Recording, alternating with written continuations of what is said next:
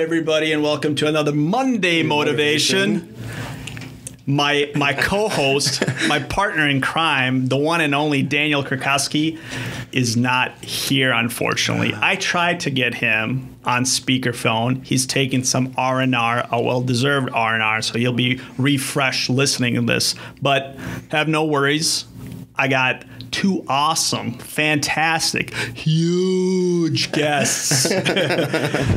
Mr. Aaron Sheldrick, VSM Real Estate Agent Extraordinaire. Say hi to everybody. Hello, everyone. And we have Brad Williams, the one and only, the Australian superstar. You might have seen him on a couple of our vlogs, maybe like 3 or 4. He's always in them, but we love it. And we decided to just bring him in and have a little chat and discussion. So welcome, Brad. Thank you. Thanks for having me. All right. I know you guys are both excited. Have any of you first done a Monday Motivation? Not at all, no. I think you didn't do any of them, Aaron? I did not, no. Weird. I know you haven't. Nope. Okay, and now the question that you just have to say yes to, regardless what the truth is, have you listened to Monday Motivation before? Yes, I have. Okay. All the time. What? All the time. All the time. Awesome. Well, the purpose is to get everybody energized, motivated as they're starting their day, because this comes out early on Monday. We do record it a day or two before. You know, it doesn't really matter what the topic is, but the point of it is really just to get people motivated, energized, and kind of going to what gets you up in the morning, and what, you know, your general purpose is to get out there and do what you do. You know, we're all kind of in real estate. However, Brad, you have a unique story. If you want to share a little bit of your background, you know, where you are originally from and how you got into real estate. I'm sure everybody would love to hear. Yeah. So as Goran was saying, I did come from Australia. I'm from a small town in the middle of the outback. It was a place called Newman. Newman. Not Outback Steakhouse. No. Okay. No Outback Steakhouses in Australia. Nope.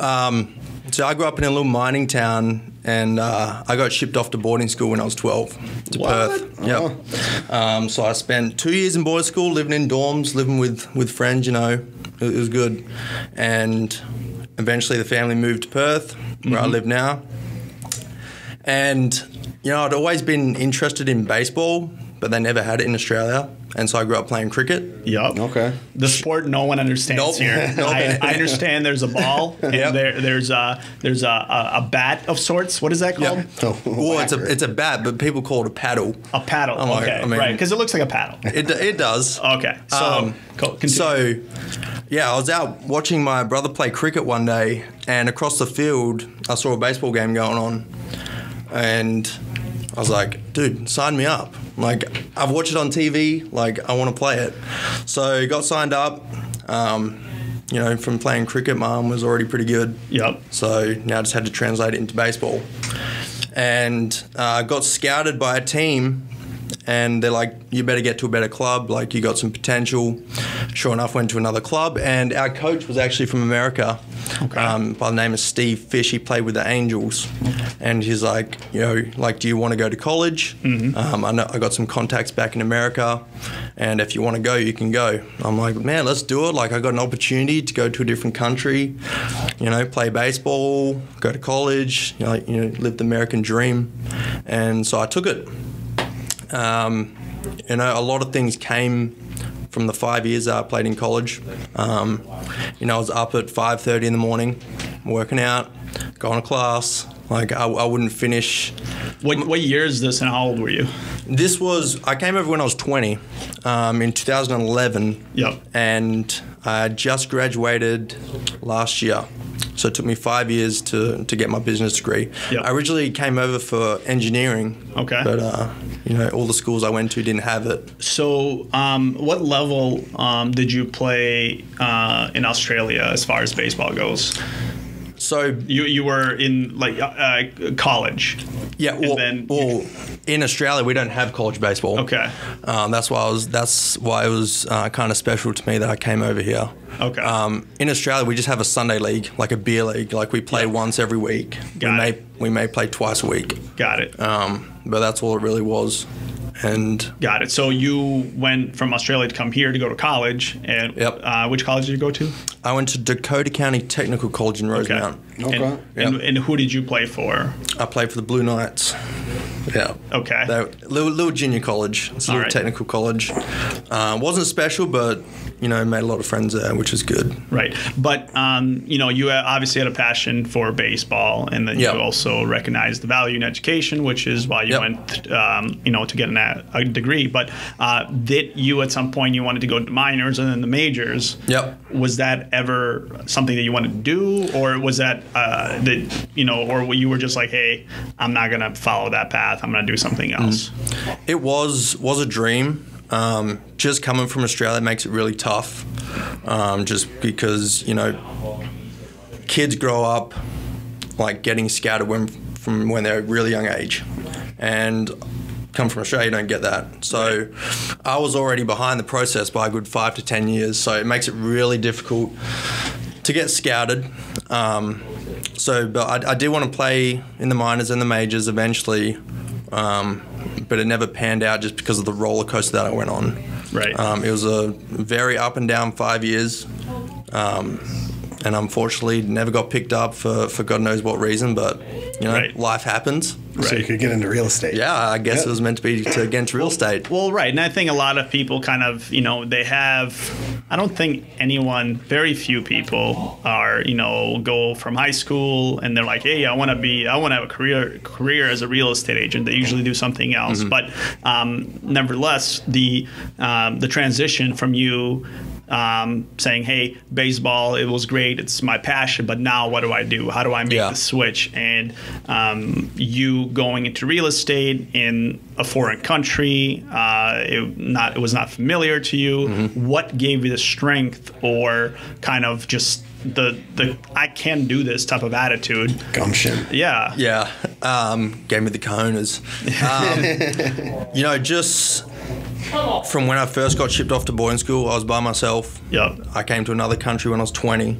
Yep. I'm far away from home, so it's like you gotta grow up. You gotta live by yourself now. Fortunately, I found a girl. She's now my wife, which is a good thing. So I now got someone over here. That's awesome. Locked it down. Locked it down. Put a ring on it. But I think just from going out on my own, it really makes you grow up a bit, and that just teaches you things you can't really explain. Yeah, I certainly relate to that. Having that, being forced into, going into diversity. I think it's a huge benefit, even though it's the worst thing at the time where you're like, oh, I don't know anything, I don't know anyone, how do I do it? But then once you actually do it, it makes you grow the most. It helps you grow and helps you become better. Yeah. And helps you in the future. So which is fantastic. But again, most people that, let's say they grew up in the same town, right? And they want to pursue a certain career or path, but they just don't know how to get out of that mold and the fear. What would you recommend to someone that's listening that's kind of stuck in, let's say they have a job or a career, they're like, hey, I don't want to do that. I really just want to take a stab at playing baseball, right? But that's the whole point of life, is to really just go after what you want. Even if it doesn't pan out, at least you did it, versus having the regret of not doing it. So what would you recommend? Well, I heard a saying, I can't remember where I heard it, but it's like, this world was given to you for a reason. It's like, if you never go out and experience something that you don't like doing, or like say if you live in a town and you've never experienced the next town over, or you've never jumped on a plane to travel somewhere, it's like never leaving your bedroom in your house. Like, and why would you got to that? experience the world, man? Like, why would you leave yourself like the regret or the resent of staying in your room your whole life and not getting out in the world. Like, you got to take a chance, you know, and that's what I did from coming over to America. I took a chance, tried it out, didn't pan out the way I wanted, but hey, you jump onto something different.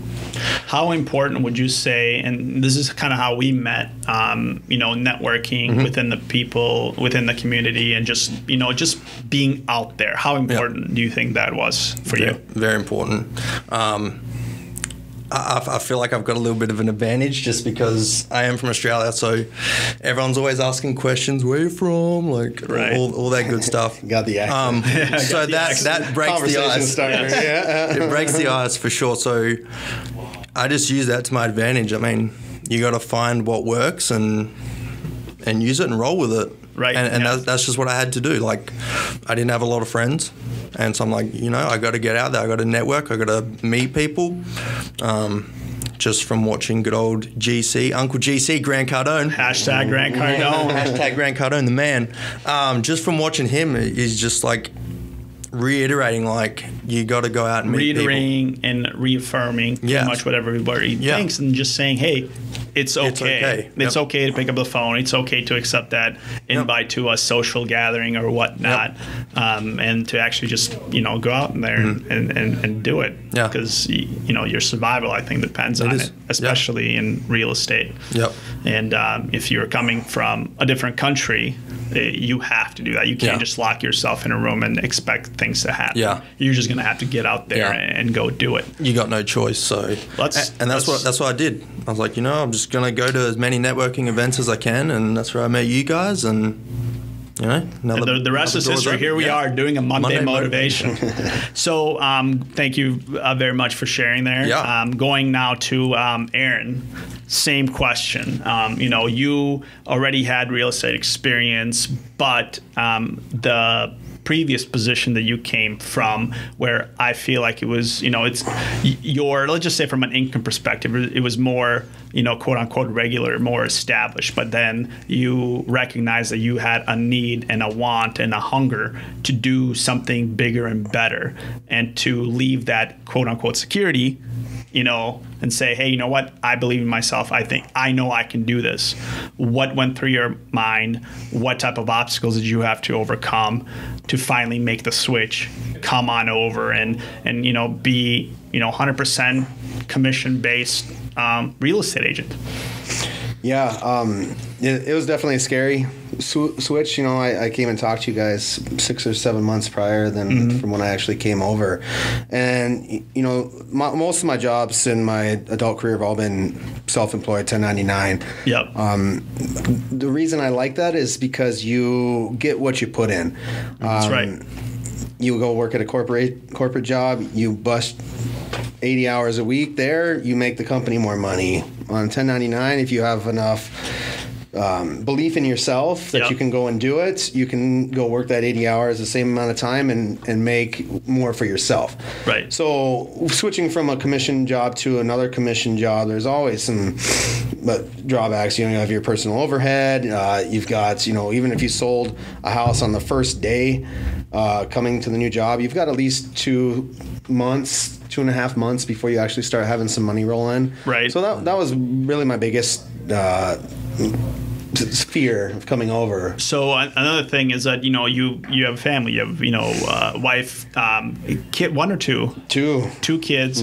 So that's another dynamic too that I don't have. And Brad, you know, you were married or you had someone else there, but I think a lot of people that are in your shoes, Aaron, where they're like, hey, I have these people that depend on me. It's not just me, because it'd be a little different. So it's yet another huge obstacle that stops somebody from actually just moving forward. But the mentality of kind of, and you get what you put in, is what I think a lot of people just are missing out. They think that they don't have to put anything in. and they're going to get this huge rewards, but that's not the case. So I'm glad you actually mentioned that. It's probably a phrase to echo this entire podcast. You get what you put in.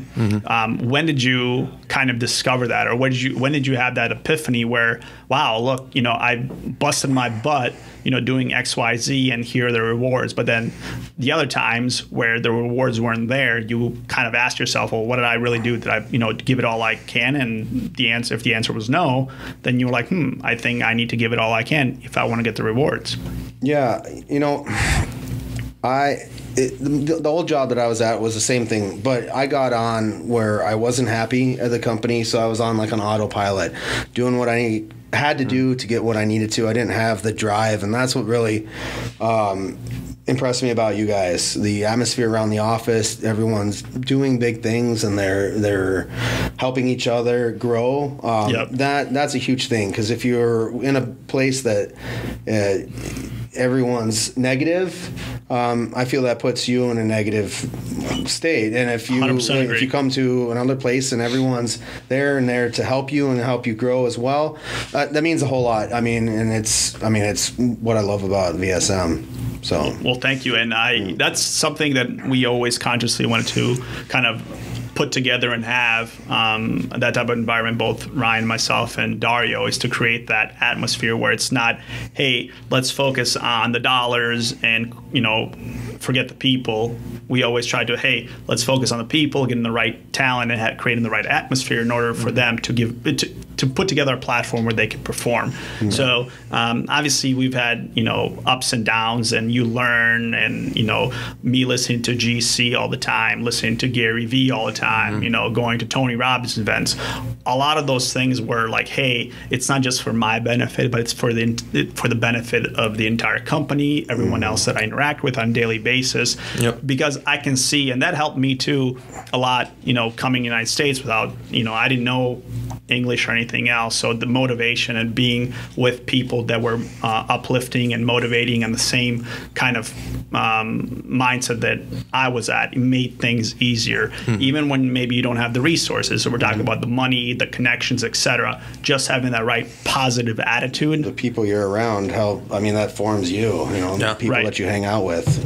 Right. It'll definitely catapult you in the right direction. You may not be able to, the positivity will get you to a certain degree, but then execution's where it's going to have to it kicks in to actually realize the fruits of your labor. Where you're going to have to make 100 phone calls. Going from my previous sales jobs where being a salesperson over the phone and in person, it was always a numbers game. And where the positive attitude came in is to say that, hey, I'm going to be positive to 100 people. And if that's my 50%, and my other 50% is to actually make 100 dials or 100 connections per day in order to get my conversion. So let's say it was 10%, so 10 people that would engage with me, and we have formed some kind of a business relationship. There's a buy, sell, whatever. So that coupled together with the energy, the positive energy and attitude, along with execution, is really the result. What I think a lot of people are looking for. So, anything else that you wanted to share regarding your story, Aaron? That's important, that keeps you going. You mentioned you've been a 1099 or an independent contractor for forever almost. What keeps you going? What gets you to the next dial, the phone call, the interaction? Even if it's a bad one that you encounter, you don't take it personally. Just say, hey, I'm going to move on. Well, you can't take it personally. And it's just getting over that fact that you're not going to convert everybody. You're going to have deals that fall through. And you just have to know that if you keep going, you keep your attitude up, you keep working hard, eventually you're going to get results from what you do. You just have to be consistent and don't let something that falls apart hurt you or bring you down, because it's going to happen all the time. Just believe in yourself, really, and just keep pushing forward. That mindset is going to be huge, everybody. And I think you guys both know and understand that I was never the best, the slickest, the best salesman, but I was the best at just getting consistency, getting out there where, you know, somebody that was really good would just be like, oh, okay, I'm good. I reached my quota. I'm going to take a break. Meanwhile, I was still just like, you know, just going at it, going forward. You just have to, you know, especially after you have success, you don't let you know, loose of the gas pedal. You just got to keep moving forward even faster. So glad you guys mentioned that. Thank you for sharing. I'm sure everybody else appreciates it. Daniel Krakowski is going to have to listen to this. I hope you're tuning in and listening to what you are missing out. But, you know, we're going to welcome you back. And you guys, whenever you want to do another Monday Motivation, along with everyone else that's listening that wants to do a Monday Motivation, you can call me directly. You can call anybody. You can call the office. Come into the office, and we'll sit down and we'll do a Monday Motivation, which get you guys going. So, cool? That's good. All right. Thanks again. We'll see you guys next week.